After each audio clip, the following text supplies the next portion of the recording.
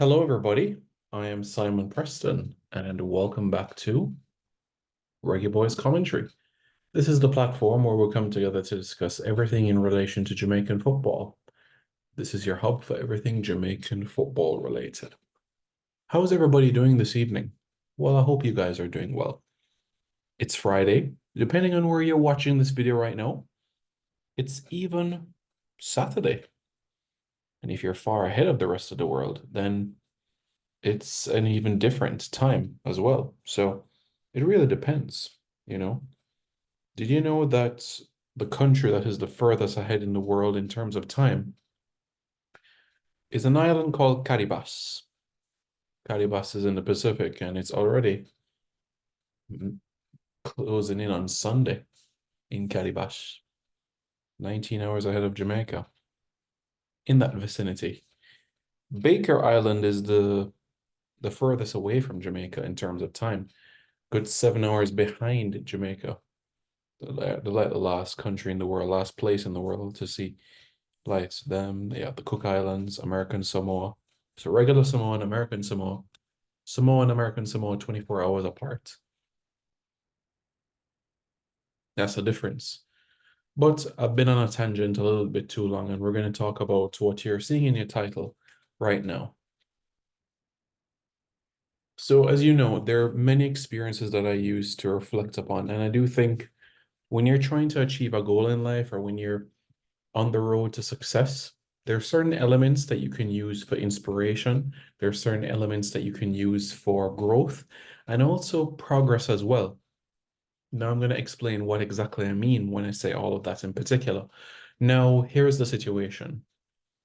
Now, you don't have to copy everything that somebody else does so that you can be successful in your path. Because as we know, we all have different paths in life. All of have different paths, different stories, different upbringings. But the principles of how you achieve the success, well, those are things that you can imitate or put into your scenario as well. For many times, I've spoken about the success of, South Africa's rugby team winning the 1995 World Cup on home soil. I've also spoke about what the West Indies cricket team did, 1980 to 1995, the only sports team ever to go 15 years unbeaten, as the West Indies from February 1980 to February-March 1995 did not lose a single test series. And you can think about all the best sports teams in the world, but can you name a team that's 15 years unbeaten? Well, I'm going to try and give you an example, and that is exactly why we're going to talk about it right now. Now, it's another sport, and I'm going to tie it back to football, okay? We're going to talk about ice hockey, all right? So the Soviets, the best in the world. Gold medalists at the Winter Olympics 1964, 1968, 1972, 1976. Four straight Olympic Games, four gold medals. Some of the best players on the planet to this very day ever. Boris Mikhailov, Vladimir Tradik. And we can go on and on about some of these players. Some of the best players in the world, even beating NHL All-Stars. But then there came a man that stepped forward for the United States in the hot seat of coach, and his name was Herb Brooks. And he made it abundantly clear, why is it that the Soviet Unions are so successful? What are they doing that we are not doing? Every year you have a NHL All-Star game, and I've felt this view, and even in the 60s, in the 70s, and in 1980, it's something that stood out. All-star teams fail because you rely solely on the individual talent. What the Soviet Union did was they took the talent, employed it into a system that was successful and got so much success. 52 games, 52 wins. Herb Brooks got the coaching job for the United States hockey team 7 months before the Olympic Games in 1980, Lake Placid in New York. The US haven't even seen a medal in 20 years. The expectations were not high at all. Finishing in the top six or finishing in the top four was something that was seen as the best hope, not even for a medal, but not Herb Brooks. What did he do? I'm not sure if you guys heard about the story, The Miracle on Ice, but this is when the United States ice hockey team, a team of amateurs, college graduate players, beating professionals. That's right, the United States hockey team, filled with amateurs, not professional players, defeated the Soviet Union 4-3. Every single game in the Olympics, the United States came from behind and won. Against Sweden, they came from behind and drew. And what happened? They won the gold medal.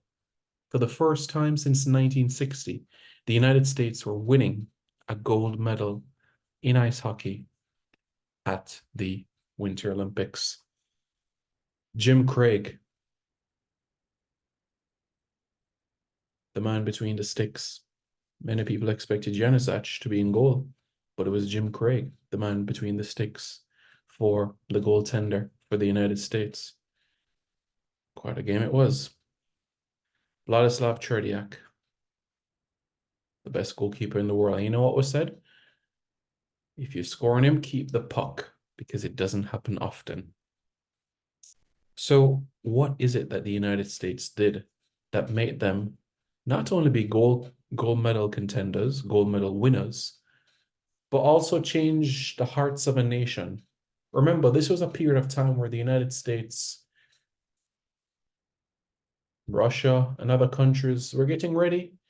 Do we go to the Moscow 1980 Olympics, put political tension, turmoil, uncertainty? But in this very moment, sport came to the rescue of the United States.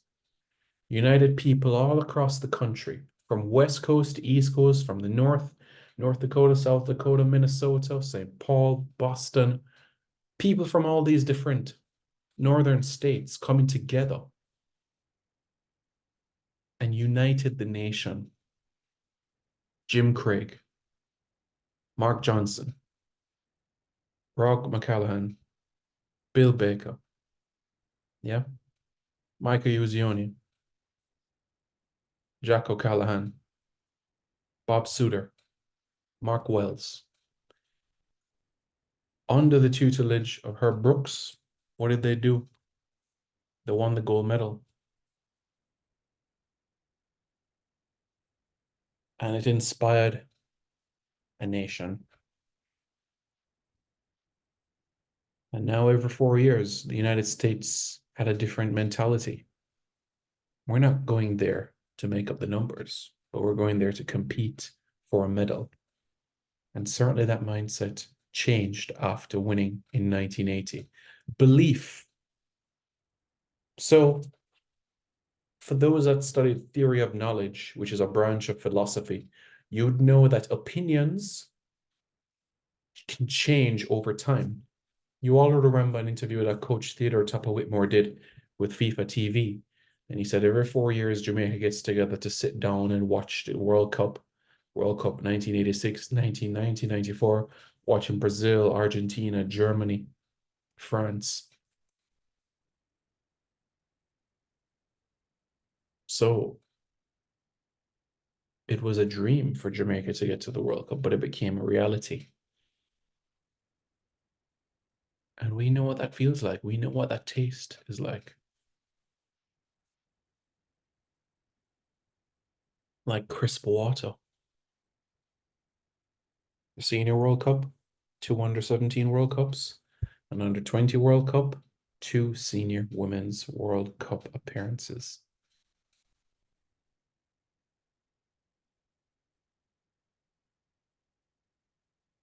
And it can only whip our tide for what is to come and more. So why is this miracle on ice such an important part for Jamaica? Well, what Herb Brooks did is exactly what we're seeing. The unity, the togetherness, the spirit, the egalitarian state that is building in Jamaica. The World Cup qualifiers are in June, and that is right around the corner. And you have to feel it's an exciting time. It's a rewarding time. It's a time worth looking forward to. Dominican Republic, Dominica, USVI or BVI, Guatemala, the first four steps towards the 2026 tournament. We know six more tests await after that. But after those four games, and we are able to garner successful results, then you start to say to yourself, we're almost halfway there because we're 10 matches away from a World Cup. Four in the second round, six in the third round, and that's 10. 4 plus 6 is 10. If you guys haven't, I'd encourage you to watch the movie Miracle on Ice. Truly inspirational, truly encouraging, and you'll get exactly what I'm saying. I think every single successful sporting story Jamaica can take an example from, and everybody has every reason to have that optimism. Reggae Boyz fans, let me know your thoughts in the comments below. Let me know your thoughts. Tell me how you feel. And don't forget to like, share, comment, and subscribe to Reggae Boyz Commentary for more content.